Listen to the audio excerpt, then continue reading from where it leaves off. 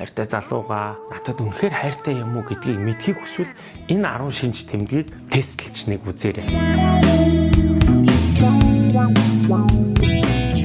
Одоо эдгээр докторуудын судалсан судалгаан дээр үндэслэж энэ шинж тэмдгийг гаргаж ирлээ. За, эхнийх нь тэмдэглээд аваарай. Эхнийх нь бол сонсож байгаа бүсгүй таныг тэр залуу өөрийнхөө ирээдүйнхээ салшгүй нэг хэсэг болгож байна уу гэдгийг ажиглаарай. Ирээдүйд ийм хий, тийм хий гэж төлөвлөхдөө ганцхан би гэж ярихгүй. Хоёулаа ингэн, ирээдүйд хоёулаа тэгнэ.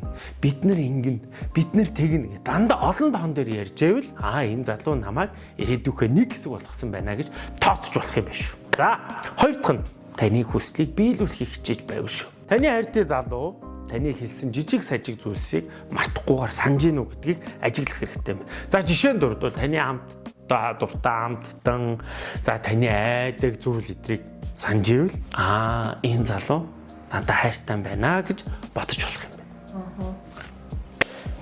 За, дараагийнх нь таны аюулгүй байдлыг нэн тэргүүн тавьж гинүү гэдэг. Энэ бас маш чухал байгаад байгаа. Таны бие махбод болон сэтгэл санааны хувьд тэр залуу таныг аюулгүй тайван байлгаж чадчихна уу? Тэр залуу магадгүй таны гэрте харих замыг асуугаад тийм юмар явах уу, энэ аюулгүй юу гэж тооцоолж байвал яг гэхээр эх хүнд бусдыг хамгаалах инстинкт гэдэг нэг юм байдаг. Тэр инстинкт нь тань руу чиглэсэн байна уу гэдгийг бас сайн анзаарч хараарай. За, дөрөвдүгээр зүйлийг хэлье. Энэ бол маш чухал зүйл. Би бүр бүтэн үйлбэрээр нь хэлье. Таны хайртай залуу таны хамгийн том дэмжигч байж чадчихна уу гэдгийг харах хэрэгтэй. Таныг өсөөж, дэвжиж, таныг суралцаад, шат ахиж байгааг хүлээн зөвшөөрч чадчихна уу? Таны шат ахиж илүү боловсрж байгаагаас айгаад байвал энэ жоохон асуудалтай. Харин таны гэрэлтэх тэр боломжийг чинь гаргаж өгч байгаа өөрийгөө таны хөгжих тань шат болгож золиослж байгаа бол тэр залууд эргэлзэхгүйгээр итгээрэй. За. Төвшөө шүү. За, 5 их сонирхолтой. Би бас энийг анх уншиж байхдаа бас гайхаж байсан юм. Эмзэг байж чадчихна уу гэдэг. Тэг би бүр гайхаад юу юм болоо гэдгсэн чинь мэдээж таны хайртай залуу бусад ирчүүдийн хажууд бол хүч ирэхэг илүү тийм зан чанартай, тийм авиртай байгаа нь бол ойлгомжтой. Харин таны хувьд таны хажууд байхдаа таны хайртай залуу өөрийнхөө сул талыг, өөрийнхөө ичил санаа зовдөг зүйлийг нуулгүйгээр хилдэг чин сэтгэлээсээ байж ивэл энэ бол танд хайртай байгаагийн бас хамгийн том шинж тэмдэг юм билээ. 6. Энэ бас айгүй чухал. Дашрамд 9 бүлэгтээ хосуудын амьдралыг харуулсан бүр тэр тусмаа хосуудын дотн харилцаа буюу секс коучийн зөвлөмжтэй ийм эротик зохиол хосын жоор нэмэх 21 насанд хүрэгчдийн ном маань сонсдог аудио бэлгэлсэн байгаа. Бити гайхаарай. Би уншиж байгаа шүү. Зөвхөн насанд хүрэгчтэй яг шүү. Бид комментээр линкийг тавьчих. Сонирхоод үзээрэй. Мэдээж хосууд маргалдан мэдээж бай. Маргалдчих явцдаа тэр залуу таныг гомдоо үг хэлэхгүй байхыг хичээж ивэл, таныг үргэлжлүүлж уурлуулахгүй байх гэж орлого хийж ивэл, дээрэс нь тухайн та хоёрын маргалдсан тэр асуудлыг шийдвэрлэх гэж, энэ асуудал зөвхөн чиний асуудал гэж харахгүйгээр энэ бол бидний асуудал. Хоёулаа энэ асуудлыг шийдэхийн тулд яах вэ гэдэг санаачилгыг гаргаж ивэл тэр залууд бити эргэлзээрэй. Энэ бол танд хайртай залуу. Хайртай хүн л энийг хийж чадна. 7 дугаар шин чанар. Тэр залуу таныг ядарсан ч тэр, таныг ууртаа байсан ч тэр, таныг байгаагаар нь хүлээн зөвшөөрч байвал тэр хэрэгтэй танд хайртай юм байна. Нүрэ будаагүй байсан. Бас нүрэ будаагүй байсан ч тэр. Тэгээ нүрэ будах бол нүрэ буддаггүй эмэгтэй бас байж болно шүү дээ. Энэ дээр судлаачид ингэсэн байна л да. Тэр залуу таны сул талыг засах гэж оролдохгүй.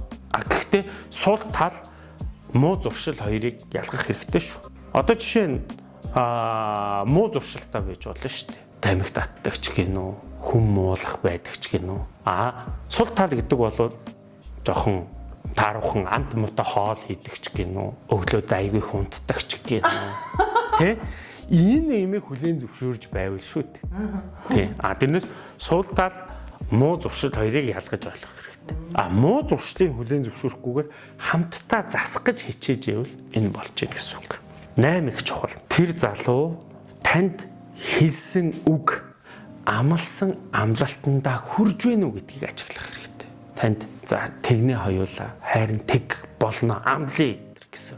Тэр амлалтандаа тэр хүрж байвал хүрэх гэж хичээж байвал тэр залуу танд хайртайг шимж гэсэн үг. Би маш гоё үгийг хэлье гэж бодож байна. Тэр нөгөө судлаачтай хэлсэн үг байлээ.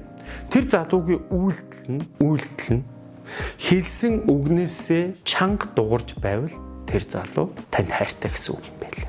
9. Таны амьдарч байгаа залуу, таны үерхэж байгаа залуу, таны найз нөхөд гэр бүлийг хүндэлж байвал, хүндэтгэж харьцаж байвал энэ бол танд хайртай байгаагийн бас нэг том илрэл. 10 дугаар шин чанар бол бас их хамгийн чухал. Ер нь бол бүгд их чухал. Жухлуу дотроос хамгийн чухал нь юу вэ гэхээр таны төлөө тэр залуу золиос гаргаж чадж байна уу? Юуг золиосолж байна вэ гэдгийг харах хэрэгтэй юм байна.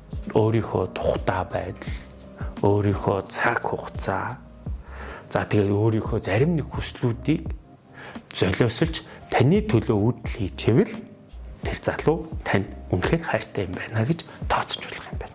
За тэгээд энэ 10 шинж тэмдгийг та бүхэн өөрийнхөө хайртай залуу, амьдарч байгаа нөхөр, хамт амьдарч байгаа хүндээ хичнээн шинж тэмдэг нь байна вэ гэдгийг хараарай. Миний өөрийн дүгнэлт бол юу вэ гэхээр ерөнхийдөө бол хайртай ирэх хүн таны амьдралыг төвөгтөө биш аль болох easy амар амгалан л болгохыг хичээж байвал тэр залуу танд хайртай байна гэж дүгнэж байна. Маргалцсан үедээ эд бүсгүүчүүд маань энэ судалгааг нөхөр дээр хийж болохгүй шүү. Тэгэх юм бол дандаа эсрэг гарсан.